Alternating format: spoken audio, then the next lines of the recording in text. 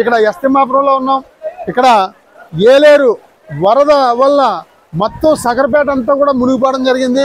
ఇక్కడ అందరూ కూడా ఇల్లులు ఖాళీ చేయండి అని చెప్పేసి చెప్తా ఉన్నాం. ఇక్కడ హై స్కూల్ దగ్గర పునరావాస కేంద్రం ఏర్పాటు చేయడం జరిగింది.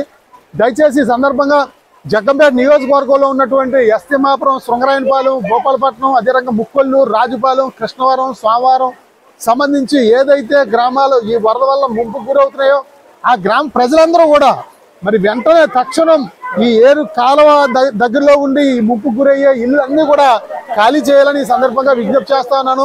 పర్వాలేదులే, మనకి ఇంకా మన ఇల్లు మునిగిపోలేదు కదా అని అనుకోవద్దు.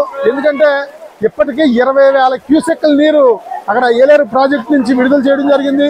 ఈ రాత్రి మీద ఇంకా పెంచి ఇంకా ఎక్కువ విడుదల చేయడం జరుగుతుంది. ఎందుకంటే అక్కడ ఏలేరు ప్రాజెక్ట్కి ఇన్ఫ్లో చాలా ఎక్కువ వస్తుందట.